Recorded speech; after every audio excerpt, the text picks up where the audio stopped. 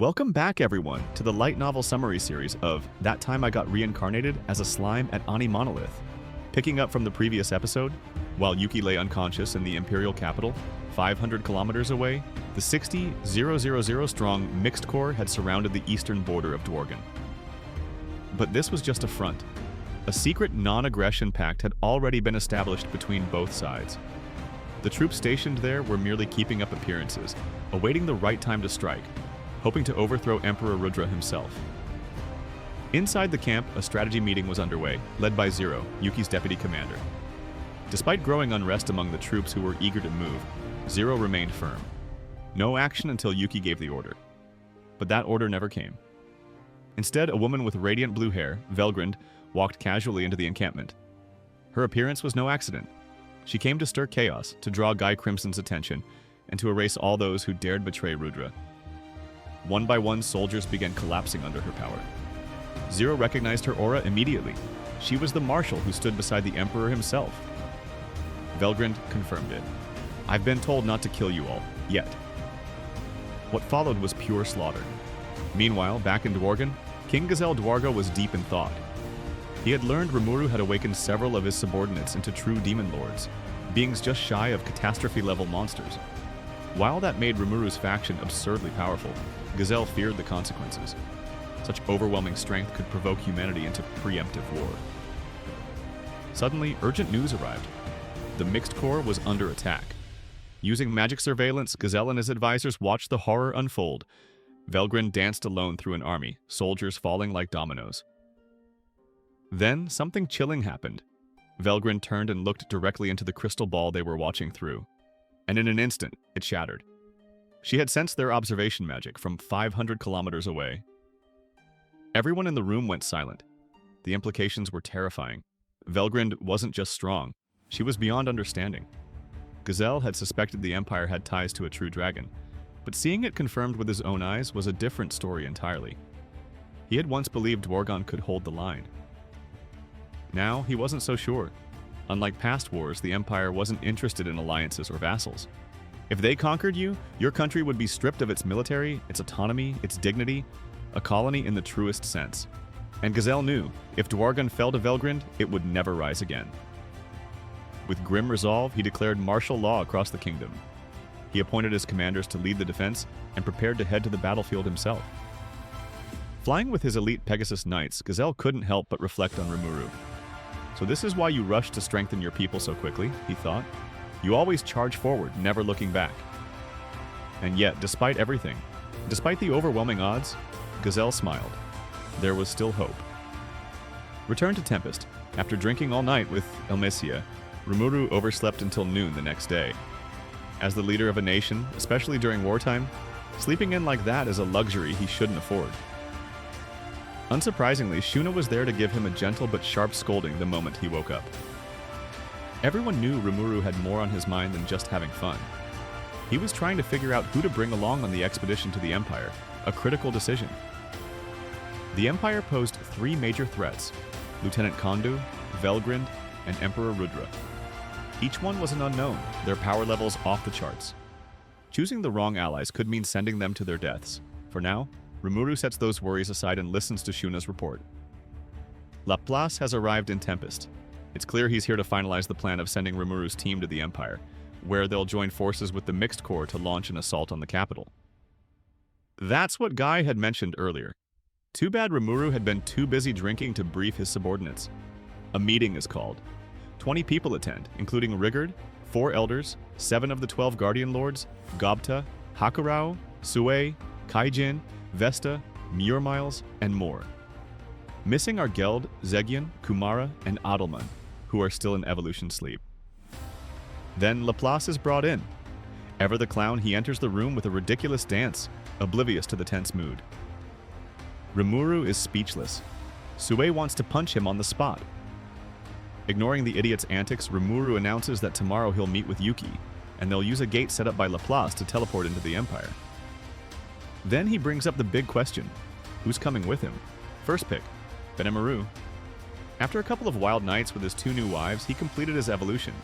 Now he's a flame spirit Oni, a divine level spirit being, 1 step below the true dragons. His strength has increased several times over. He might not match Luminous in raw energy, but Rimuru believes Benimaru can take on one of the Empire's elite single-digit officers.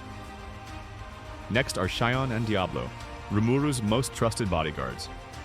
Xion, despite her eccentricity, is a powerful fighter who already proved her worth. Diablo, cunning and unwavering, is more than ready to eliminate any threat that dares cross Rimuru's path. Initially, Gadra was chosen as the group's guide into the Empire, due to his past as a former Imperial general. However, Testarossa volunteered to take his place. Not only does she know the Empire inside out, but her strength far surpasses Gadra's. And Rimuru still isn't sure he fully trusts Gadra not to defect. In the end, Testarossa is selected.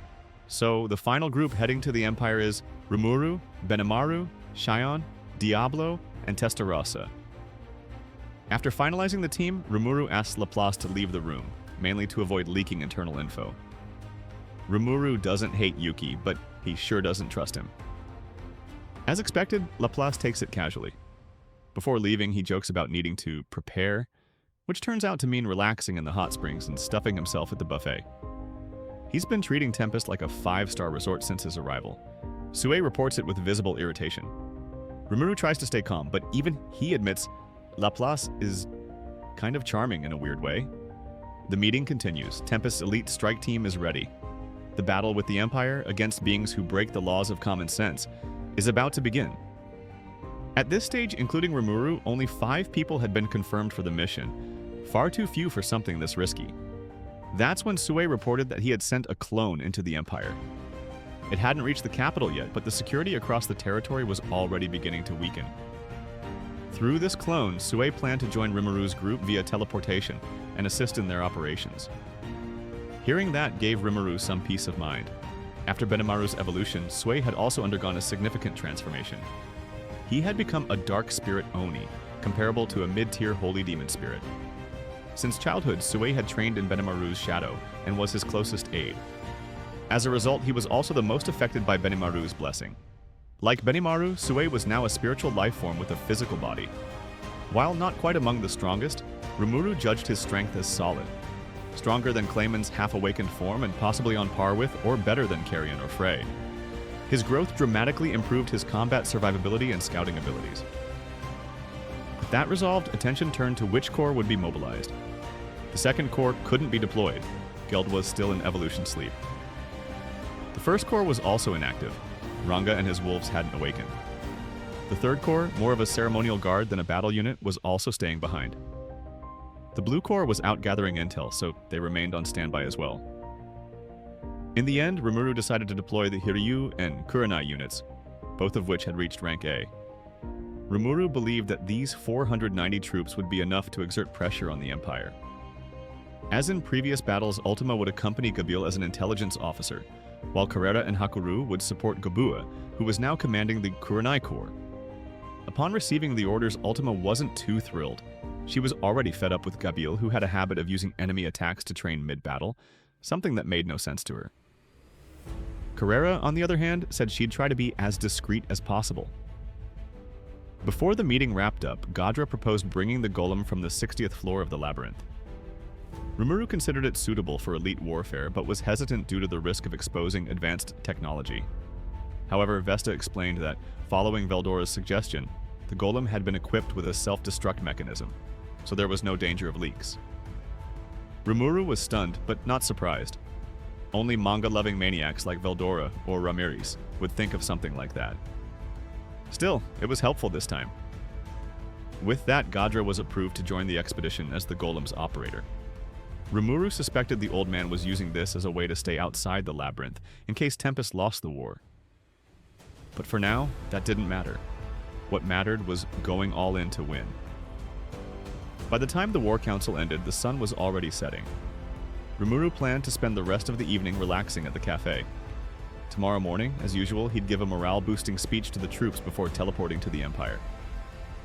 If all went smoothly, he expected to meet Yuki around noon. As Rimuru headed to the dining hall with Benimaru, he was stunned to hear that Benimaru had been kicked out of his own house. Apparently, his 2 wives had formed some kind of alliance and made a pact that left him exiled for the night. Rimuru felt a little bad for him, but since it was Benny's personal life, he stayed out of it. They sat down to eat, and when Benimaru casually bit into a pork cutlet, Rimuru found himself puzzled. After all, as a spiritual life form, Benimaru shouldn't need to eat or sleep. Such beings usually lost their physical cravings, including taste and desire. But Benimaru said he was lucky. He had retained his sense of taste even after evolving. That struck a chord with Rimuru. He'd struggled hard to recover even a fraction of his 3 basic desires: eating, sleeping, and, well, other things. He managed to regain eating and sleeping, but hearing Benimaru casually say he kept all 3 intact gave Rimuru pause. Wait, did that mean even that part still worked? He had to ask. In a low voice, Rimuru asked if Benimaru's have an affair Z functions were still operational. Blushing slightly, Benimaru nodded. Not only that, he revealed that both Momiji and Alvis were now pregnant. Even after evolving, he still retained his full vitality. That way, neither wife had to feel left out or deprived. At that moment, jealousy hit Rimuru like a truck. He had assumed Benimaru would suffer the same drawbacks of evolution, losing physical desires. But no, Benny got to evolve and keep everything. It felt like a betrayal. Fueled by envy, Rimuru grabbed the pork cutlet right out of Benimaru's hand and devoured it in a petty fit of rage. Why are you stealing my food? Shut up, traitor! And just like that, the 2 close friends spent the evening bickering playfully over dinner. A familiar, comforting scene. They laughed, teased, and relaxed like always. But little did they know, that peaceful routine would soon come to an end. However, the moment of peace didn't last long. Laplace suddenly burst into the cafeteria, panic in his voice, shouting that something terrible had happened, and they needed to return to the Empire immediately. Just seconds later, Vesta arrived with equally urgent news. King Gazelle had requested emergency reinforcements. Velgrynd had entered the battlefield and was now fighting the Mixed Corps. Rimuru was stunned. Without hesitation, he ordered Benimaru to gather the team scheduled to deploy tomorrow. When Rimuru questioned Laplace further, he learned the worst. Demrata had betrayed Yuki, and the Empire was in chaos. Using the Argus spell, Rimuru accessed a live visual of the situation on the Dworgen border. What he saw left everyone speechless. Velgrynd was casually walking across the battlefield. A moment ago, it had held 60,000 troops. Now it was nothing but a blood-red storm stretching from the ground to the sky. Corpses floated midair. It was a massacre caused by the forbidden hypergravity spell, Gravity Collapse. But this wasn't just any use of the spell, it was perfectly executed. Carrera, who had once used this same magic, admitted with a jealous edge that Velgrynd's control was leagues above hers. Not a single grain of sand had been disturbed. She had selectively annihilated the entire army without damaging the land. Rimuru couldn't believe what he was seeing. Velgrynd's power was overwhelming. If they had to fight her, the cost in lives would be catastrophic. Even Raphael could only offer a slim hope. Total power output might bring victory. But that wasn't good enough for Rimuru.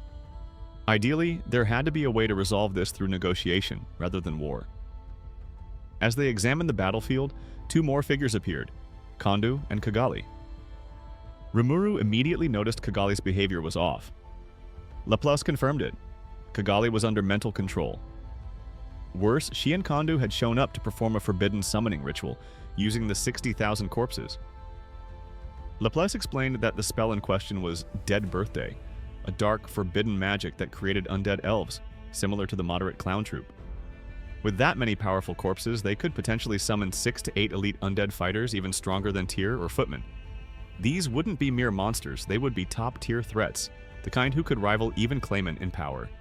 Faced with this grim revelation, Rimuru knew they couldn't wait until tomorrow. The assault on the Empire had to begin now, and that's where today's video ends. Thanks for watching, and we'll see you in the next AniMonolith recap.